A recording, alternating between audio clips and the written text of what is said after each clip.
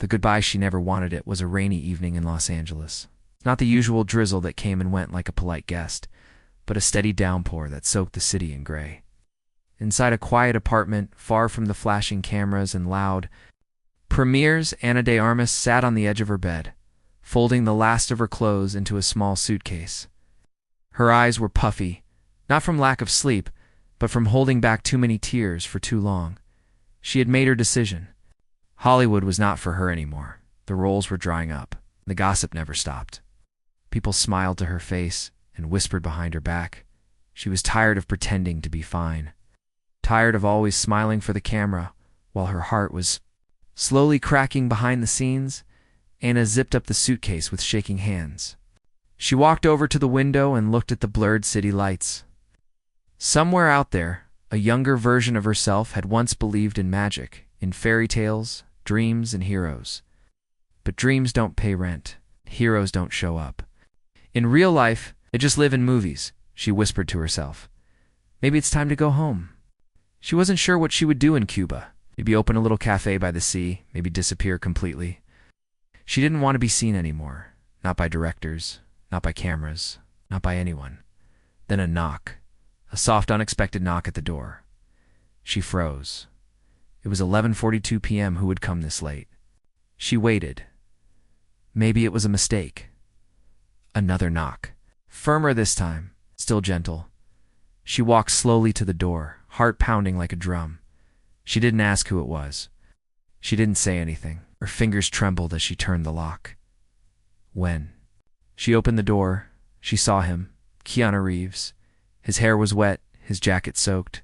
He looked tired, like he had just walked through the entire night to get here. But his eyes were calm, warm. Kind Ana couldn't speak. Keanu didn't need her to. He looked down at the suitcase beside the door. Then he looked back at her. Don't, he said quietly. Not yet. Ana looked away. She didn't want to cry in front of him. The tears came anyway. Keanu stepped inside, slowly, like he didn't want to scare her. He gently closed the door behind him. The room was quiet except for the soft sound of the rain tapping against the window. I heard from Leo, he said. He said you were leaving tonight. Ana sat down on the armrest of the couch. She tried to find her voice, but all that came out was a whisper. Why does it matter? Keanu sat down across from her, hands resting on his knees. The world needs your light, and you're letting it go dark. She shook her head. The world doesn't care. They just want the next thing. The next name. The next scandal. I'm tired, Keanu. I don't want to fight anymore. He leaned forward slightly. Not with force, not with urgency, but with something deeper. Understanding. You're not alone in this, he said. Seen what it does to people. The silence between roles. The weight of being watched, judged, compared. But you're not here to please them. You're here to tell stories. Stories that matter. Ana closed her eyes. His voice was steady, like a lighthouse cutting through fog. I tried so hard, she said. I gave everything. Still, they said I wasn't enough. Keanu reached into his jacket and pulled out a small, folded piece of paper. Handed it to her. She unfolded it slowly. It was a handwritten note. Your performance changed the way I see myself. For the first time in years, I didn't feel alone. Thank you. No name, no address, just those words. I get letters like this too, Keanu said. Not many, but they remind me why I stay. Ana held the note tightly. It felt like a heartbeat in her palm.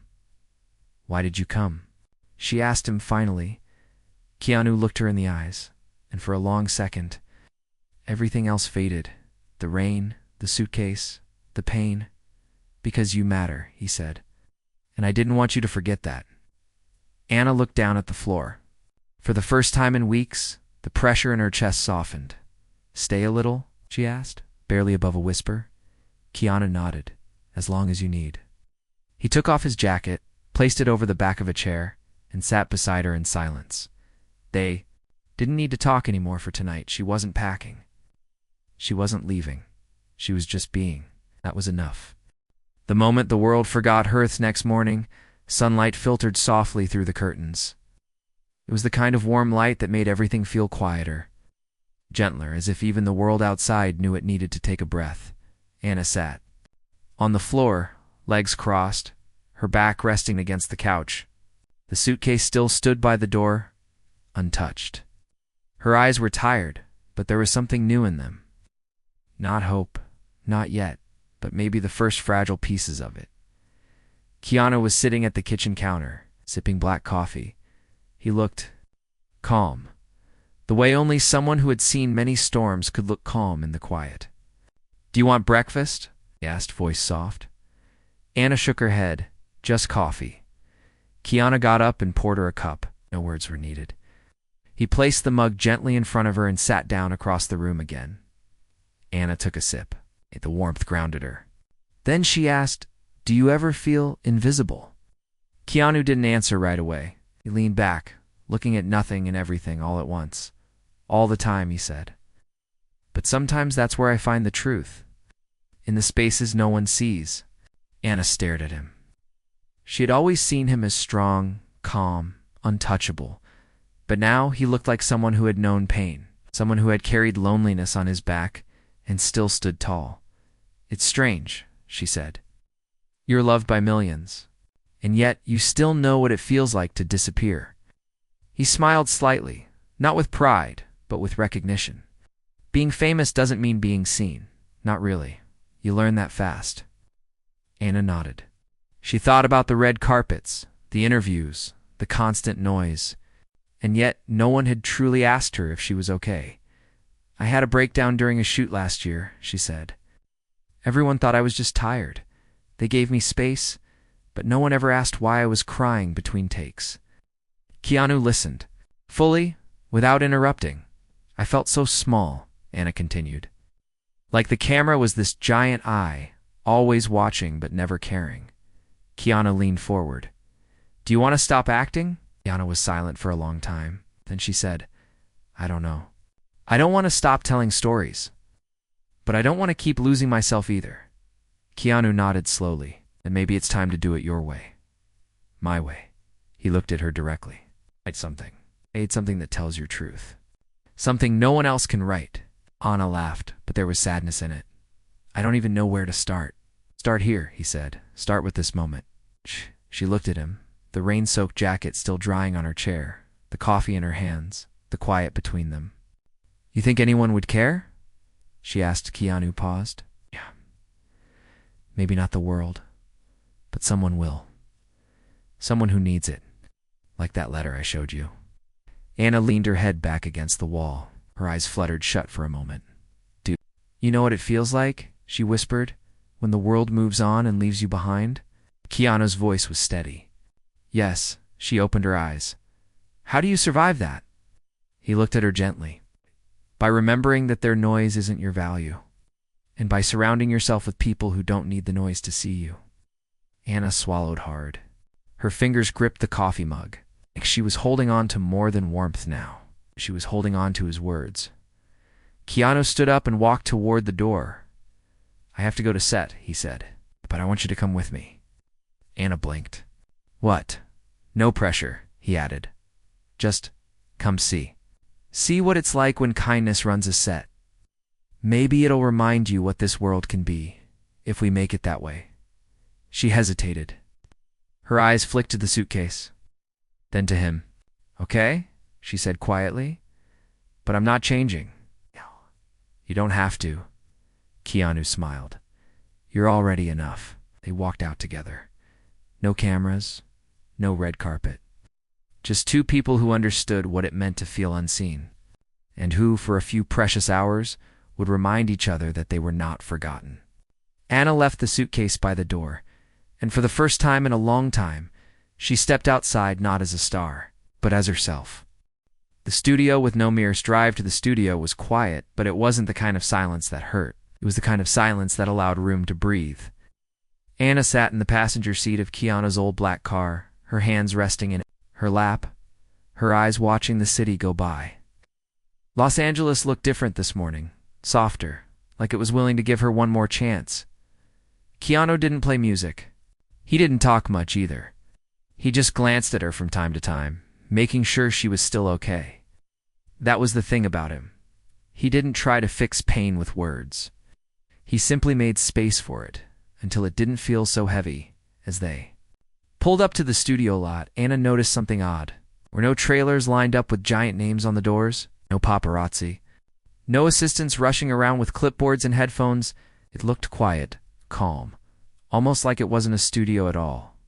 "Where are we?" As Keanu turned off the engine and looked at her. "This is my place." "Well, sort of. It's where I rehearse, where I help friends shoot projects that matter to them. No press, no rules, just story." They walked through a side gate and into a wide open space. There were a few lights, some basic cameras, a small wooden set designed like a cozy living room, and a group of people standing in a circle, laughing about something. When Keanu stepped in, every head turned. But there were no gasps. No one rushed to take a photo. Instead, they just smiled and nodded. "Double quotes, Keanu," one of them said, a woman in a denim jacket with silver streaks in her hair. "You're early." "Not really," Keanu replied. "Brought a friend." He turned slightly and gestured to Anna. Some people blinked in surprise. Others nodded, as if they already knew her, not from movies, but from something deeper. One man walked forward, hand outstretched. "We're glad you're here," he said simply. Anna shook his hand. Her chest felt tight. She had walked on too.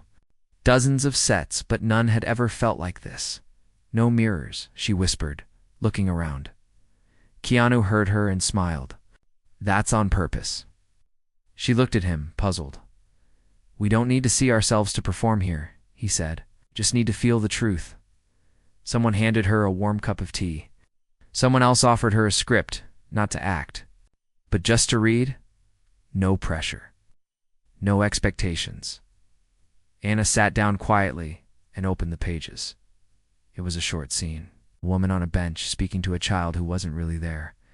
The lines were soft, raw, full of pain, but also healing. "I didn't write this," Keanu said, sitting beside her. "But it made me think of you." Anna's eyes moved across the words. One line stopped her. "If the world forgets me, I will still remember who I was." She stared at it. Her throat tightened. "Do you want to read it out loud?" he asked. Anna nodded slowly. The room quieted. She stood in the middle of the floor, script trembling slightly in her hands. No lights, no marks to hit. Just a space. And a group of people who wanted to listen. She took a breath and began. Her voice was small at first, then it found rhythm. Wait, meaning she didn't act. She spoke. From something deep inside. Every word felt like it was peeling away a layer of pain. She wasn't playing a character. She was speaking for every version of herself that had ever been ignored, judged, or told she wasn't enough. When she finished, there was no applause, no cheering, just quiet. And in that quiet healing, one of the crew members wiped a tear from their eye. Another nodded with respect. Anna sat down again, heart pounding. This time, it was a different kind of beat. "You felt that, didn't you?" Keanu said. Anna nodded, unable to speak. He leaned in and whispered, "This is what you're meant to do. Not for the cameras, not for the money, for the soul." Later that day, as the crew packed up, one of the youngest members, a girl barely in her 20s, approached Anna with a shy smile. "I was going to quit acting," the girl said.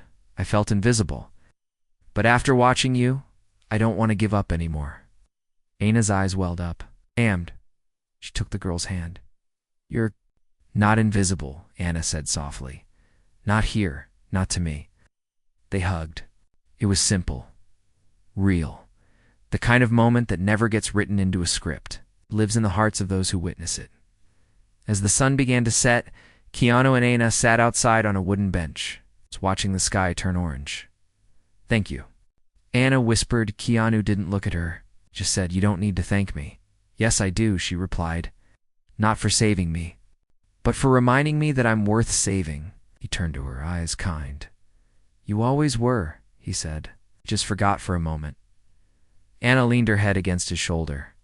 They watched the last of the light fade behind the clouds, and in that silence, She smiled, not because the pain was gone, but because she finally believed she could live through it. One call that changed everything. The next morning, Anna woke up feeling something she hadn't felt in a long time: peace. Her body still ached with exhaustion, and her heart still carried quiet bruises, but her mind wasn't running in circles. For once, she wasn't thinking about how to escape. The suitcase still stood by the door, but now it felt like a stranger in the room, like it belonged to another version of herself, one that had already walked away. Anna stepped out onto her small balcony, the sun warm on her skin. Birds chirped from somewhere nearby, and a soft breeze brushed her face. She closed her eyes and breathed in, for the first time in weeks. She didn't feel like she was disappearing. As she stood there, her phone buzzed. She hesitated. The world behind that screen had caused her so much pain. But today, something made her pick it up. One missed call, unknown number, and then a voicemail. She tapped play. A woman's voice came through, low and serious. "Hello, Miss Anna. This is Clara from the casting office of The Journey Within. We just watched your tape from yesterday. We don't know where it came from. We've never seen anything like it. The director would like to speak with you immediately. This role was nearly closed. But after watching you, he said something that made us call. Said we found her. She doesn't even know it yet." Anna's hand slowly covered her mouth. The reading, the quiet script Keanu had given her. It hadn't just been practice. Someone had recorded it. Someone had shared it. She blinked fast, trying to process it. A second later, another message arrived. This time, from a name she knew well, Leonard Baines. The director known for crafting stories with heart. His message was simple. "You brought something alive on that floor, Anna. Something honest. Please meet me." Her heart beat faster. Not with fear, but something closer to awe. Like a door had just opened. This time she didn't feel like an intruder. She grabbed her phone and called Keanu. "You knew?" she asked, half breathless. His voice on the other end was warm. "I had a feeling. I didn't tell you because I didn't want to add pressure. I just wanted you to remember what you were capable of. But the role you didn't chase it," he said. "You became it." Anna sat on the edge of her bed, legs shaking. "I don't know if I can handle it." "I'll be there with you," he said. "From the first table read to the last scene. If you want me." Anna smiled, a tear sliding down her cheek. "You always show up when the world forgets me." Keanu didn't speak for a moment. Then quietly, "That's because I see you, even when the world doesn't." Later that day, Anna stood outside a glass office building in West Hollywood, script in hand, nerves twisting in her stomach. The receptionist greeted her with a warm smile and led her inside. The conference room was filled with quiet voices and pages turning. Actors, producers, and behind them, Leonard Baines, a man with silver hair and sharp eyes that seemed to read more than just lines. When he saw her, he stood up. "The room fell quiet, Anna," he said, walking over. "I don't know what you were going through when you read those lines, but you made us feel it. Every word, every pause. You weren't performing. You were telling the truth." Anna's voice trembled. "I didn't know anyone was watching. That's why it worked," he said. "Can you read it again for us?" Anna nodded slowly. She stepped into the center of the room. This time, no cameras, no lights. Just words and eyes and silence. She began reading, and just like before, the room disappeared. Her voice wavered at first, then grew stronger. She didn't try to impress them. She just let herself feel. Her voice cracked on one line. Tears slipped out on another. And when she finished, she didn't bow. She didn't smile. She just stood there, raw, quiet, honest. The room was still. Then Baines said one word. "Yes." Anna blinked. "What? You've got the part." A few people clapped softly. Someone whispered finally. Anna stood, frozen. This moment, the one she used to dream about, was here, and yet it didn't feel like a reward. Out. It felt like healing. Like her broken pieces had turned into something meaningful, outside. As she left the building, Keanu was leaning against his car, waiting. "How'd it go?" he asked. Anna walked up to him and didn't say anything. She just wrapped her arms around him. He hugged her back gently and whispered, "Welcome back." Anna didn't need to say she got the part. She didn't need to say anything, because in that quiet hug, something became clear. She wasn't the girl who had packed her bags anymore. She was the woman who had stayed. The fear that followed her, Anna thought getting the role would silence the fear inside her. But in the days that followed, she learned something hard. Even good news can bring its own kind of weight. The film was a major production, the kind where every decision got studied, where investors watched early footage, where critics circled, waiting. Though she had read the lines from her soul, she couldn't shake the voice in her head that whispered, "What if you're not good enough?" Again. Keanu saw the change before she even said a word. "You've been quiet," he said one evening. They were sitting at a small outdoor cafe, 2 blocks from the studio. No one had recognized them. Or if they had, no one said anything. And Anna was grateful for that. She stirred her tea slowly. "I'm scared," Keanu nodded, letting the silence stretch.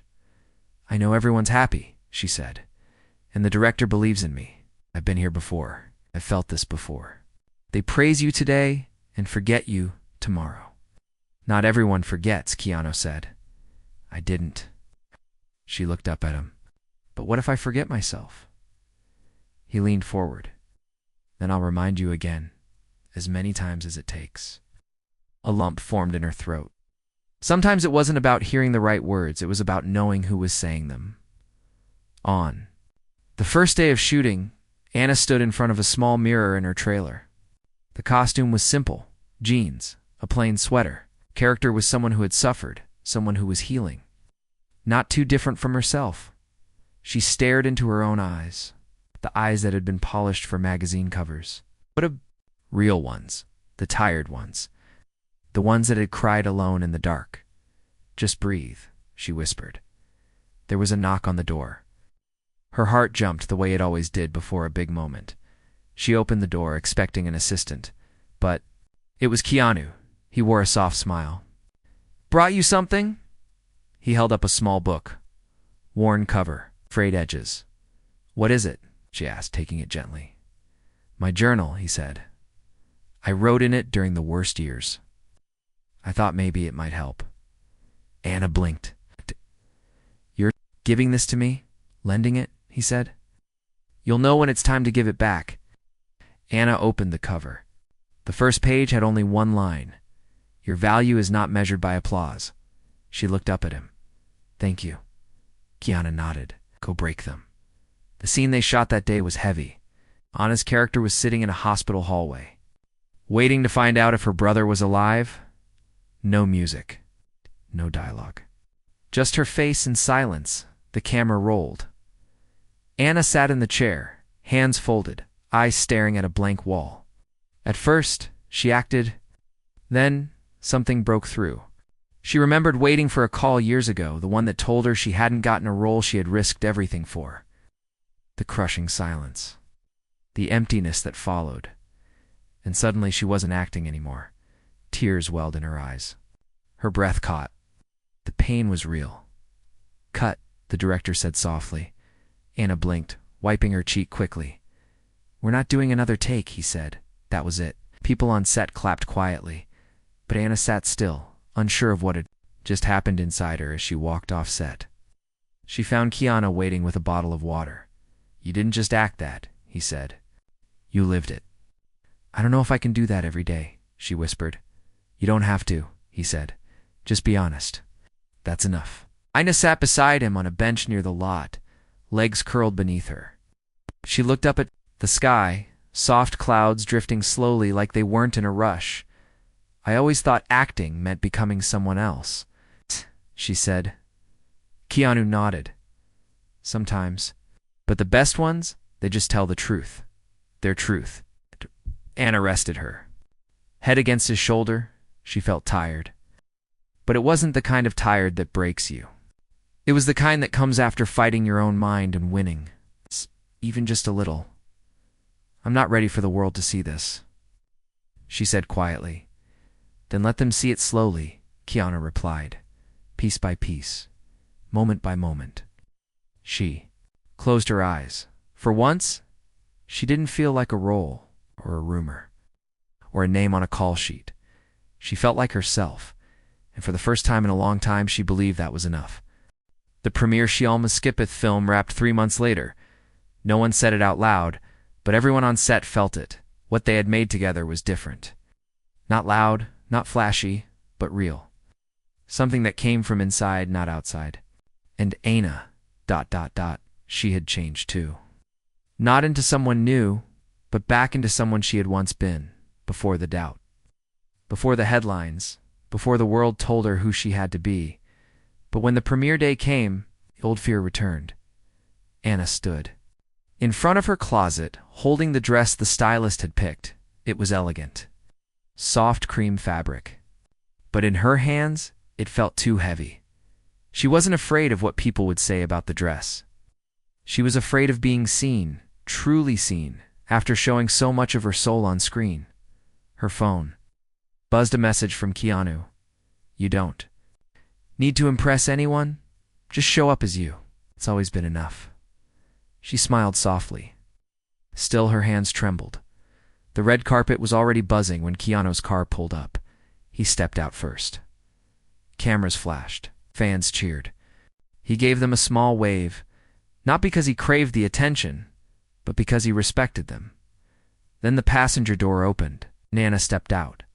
For a second the noise dulled, not because of what she was wearing, but because of the way she stood, not trying to be perfect, not trying to be anyone else, just calm, human. Real. Keanu offered his arm. She took it as they walked together. Someone from the crowd shouted, Anna, where have you been? She paused, smiled gently, and said into the mic, I was just finding my way back. Reporters blinked. Some didn't know what she meant, but the people who had felt lost before, they understood. Inside the theater, as the lights dimmed, and the film began, Anna sat in the dark beside Keanu.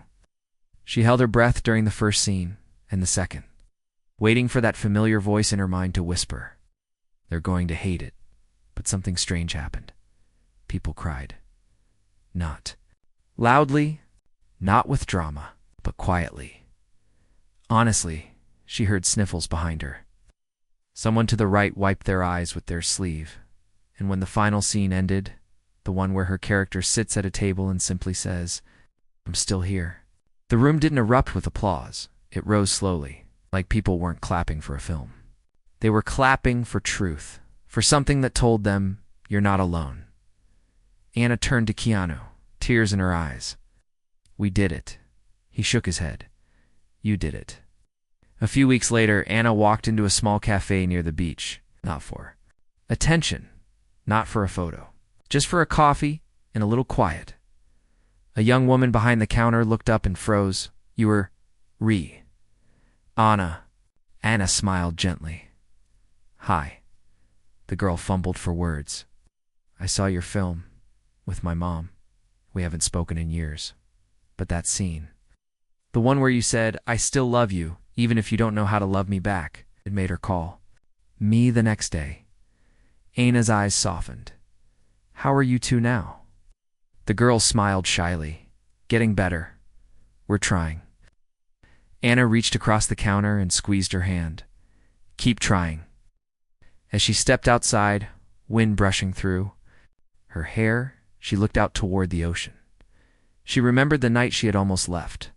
The suitcase. The silence. The goodbye she had nearly given, and now she was still here. Not because someone saved her, but because someone reminded her that she could save herself. Keanu joined her a few minutes later. Hours. Just coffee and the kind of peace you earn after walking through storms. She turned to him and said, I want to write something. About what? He asked. About people like us, she said. We'll almost give up, but don't. Keanu smiled. Then start. And right there, with the waves crashing nearby and the sun painting the sky gold, Ana de Armas pulled out a notebook. She didn't wait for permission. She didn't wait to be chosen. She just began. And this time, the story was hers.